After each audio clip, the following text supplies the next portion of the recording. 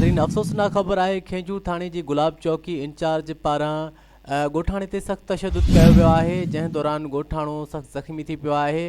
इहो पिणु ॻोठाणे जो चवणु आहे त हुन खां मुबैना भतो तलब कयो वियो ऐं जेको फसल जे हवाले सां तलब कयो वेंदो आहे ऐं इनकार करण ते ॻोठाणे मथां तशदुद थियो आहे। असां सां लाइन ते मौजूदु आहे स्पेशल रिपोर्टर ज़फ़रुल्लाह समेत। जी ज़फ़र, कहिड़ा तफ़सीलात आहिनि ऐं ॻोठाणे जो छा चवणु आहे?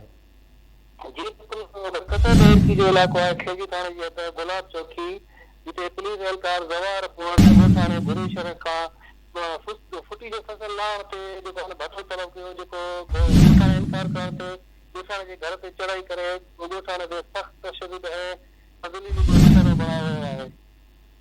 अच्छा ज़फ़र, असांखे इहो ॿुधायो त छा जेको भते जो सिस्टम आहे ॻोठाणनि जो छा चवणु आहे त इहो अॻ में बि जारी हुयो या इहो हींअर नओं जेको स्टाइल आहे पुलिस पारां रोज़गार में घटिताई सबबु नओं इहो भतो अख़्तियार कयो वियो आहे जेको फसलनि ते वसूल कयो पियो वञे, ऐं भते वठण दौरान कहिड़ा जेके जवाज़ ॼाणाया था वञनि पुलिस पारां?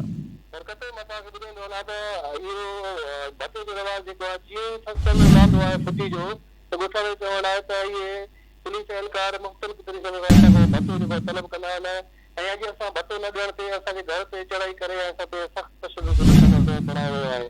असां सां लाइन ते रहिजो ज़फ़र। असां अफ़सोसनाक ख़बर तव्हांखे ॾई रहिया आहियूं। खैंजू थाणे जी हद आहे ऐं गुलाब चौकी आहे, उन जे इंचार्ज पारां ॻोठाणे ते वहशाणो तशदुद कयो वियो आहे, अफ़सोसनाक तशदुद कयो वियो आहे ऐं ॻोठाणे जो चवणु आहे, जंहिंजो नालो घुरियो शर ॿुधाए पियो वञे, संदसि चवणु आहे त पुलिस पारां उन्हनि खां भतो तलब कयो वियो ऐं भतो न ॾियण ते खेनि जेको आहे तशदुद जो निशानो बनायो वियो आहे ऐं हीउ भतो जेको आहे फसल ते वसूल कयो वेंदो आहे। ट्रालियूं रोकियूं वेंदियूं आहिनि, उन्हनि जूं मुख़्तलिफ़ रस्तनि ॾांहुं वञनि था।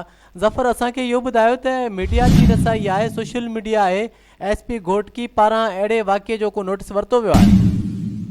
जी बक़त मां जेको अहिड़े वाक़िए जी सोशल मीडिया ते तस्वीरूं बि हली रहियूं आहिनि, पर फ़िलहाल SSP ॻोठकी तरफ़ां कोई नोटिस पंहिंजे ॻोठाणे में इर्जाज कयो थियो त जीअं असांजो फसल रहंदो आहे त इहे पुलिस एहलकार असां खां भतो तलब कयो वेंदो आहे।